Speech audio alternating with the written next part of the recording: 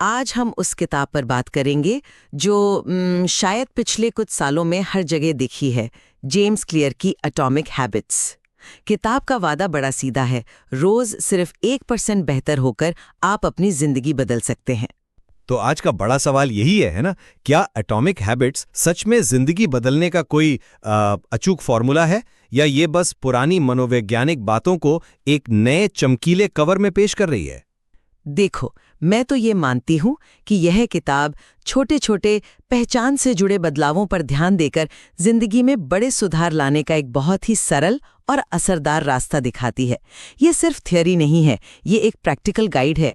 और मेरा तर्क ये है कि इस किताब की जो सबसे बड़ी ताकत है वही इसकी सबसे बड़ी कमजोरी भी है।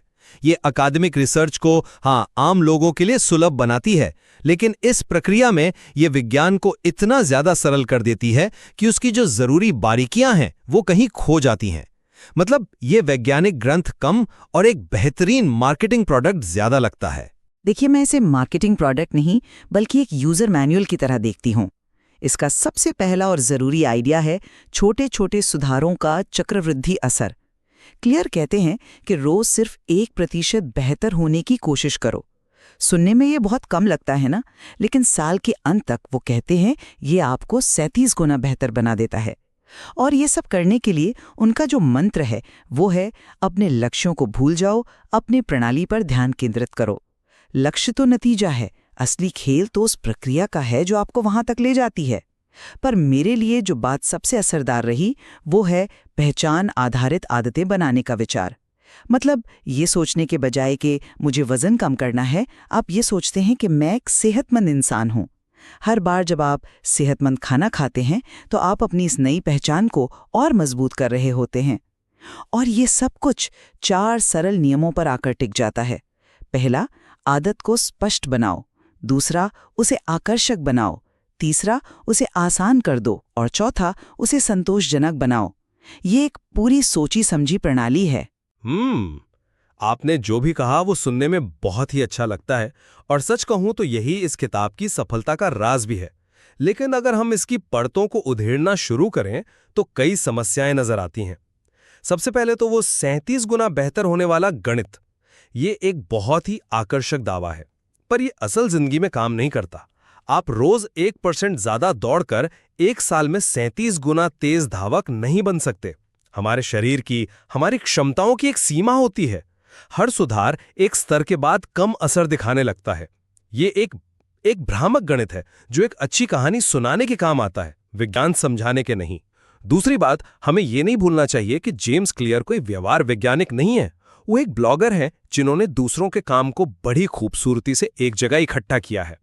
चार्ल्स डुहिक की द पावर ऑफ हैबिट या बीजे फॉक की टाइनी हैबिट्स जैसे कामों से बहुत कुछ लिया गया है, तो इसमें मौलिकता की कमी है। और आखिर में किताब अपने ही तर्कों में उलझ जाती है। एक तरफ वो कहती है कि इच्छा शक्ति और प्रेरणा भरोसे के लायक नहीं है, इसलिए अपने माहौल को बदलो।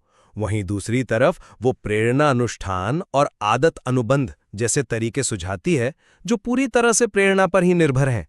तो सच क्या है? आपने कई आलोचनाएं सामने रखी, लेकिन मुझे लगता है कि सबसे पहले हमें उस दावे पर बात करनी चाहिए जिस पर पूरी किताब टिकी है, ये 1% सुधार वाला आइडिया।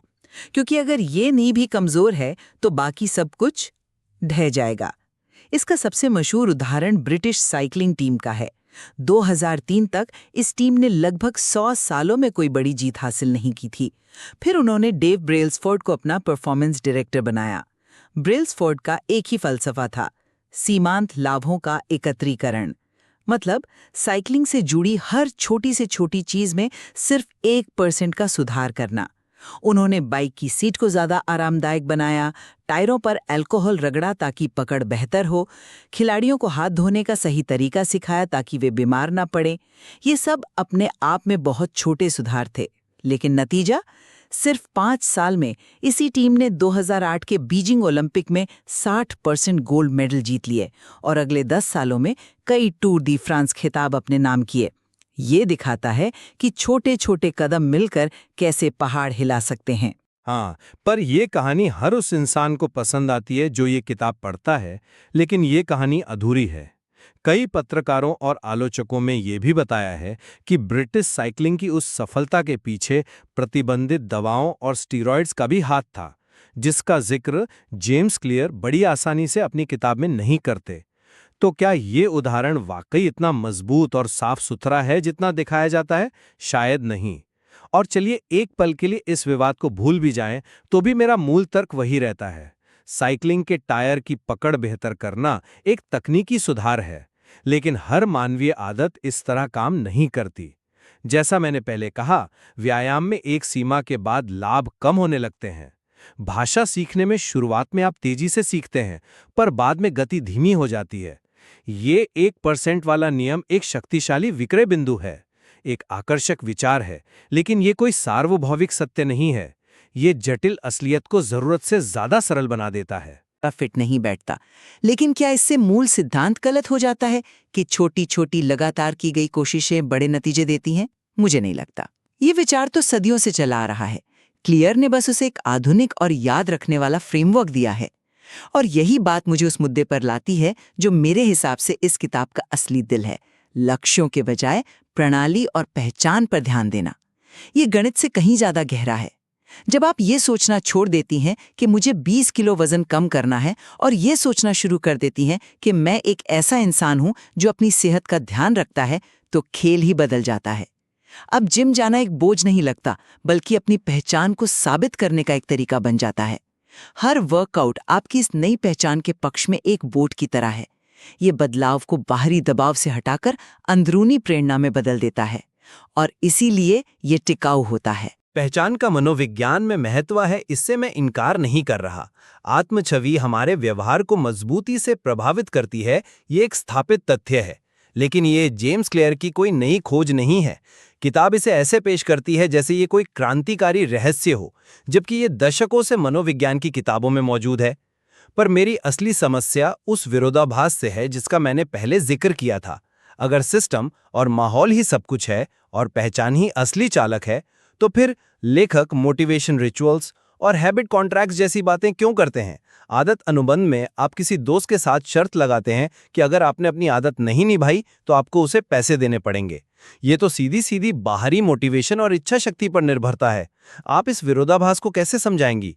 एक तरफ आप कह रही हैं कि मोटिवेशन पर भरोसा मत करो, दूसरी तरफ आप मोटिवेशन बढ़ाने के तरीके बता रही हैं। मैं इसे विरोधाभास के तौर पर नहीं देखती, मैं इसे एक टूल किट के तौर पर देखती हूँ। देखिए, कोई भी एक विचार हर स्थिति में काम नहीं करता। किताब का मूल आधार ये है कि अपनी आदतों को आसान और स्पष्ट बनाकर आप इच्छा शक्ति पर अपनी निर्भरता कम करती हैं। ये आपकी नींव है। लेकिन इसका मतलब ये नहीं है कि प्रेरणा या जवाबदेही जैसे औजारों का कोई मूल्य ही नहीं है। ये उस नींव को मजबूत करने के तरीके हैं। सिस्टम आपको 80% रास्ते तक ले जाता है। ये छोटे छोटे मनोवैज्ञानिक हैक्स बाकी 20% में आपकी मदद करते हैं। यह या तो ये या वो वाली बात नहीं है, बल्कि एक व्यापक दृष्टिकोण है जो अलग अलग रणनीतियों को एक साथ लाता है। रहा है, और यहीं पर मैं आपसे सहमत हूं।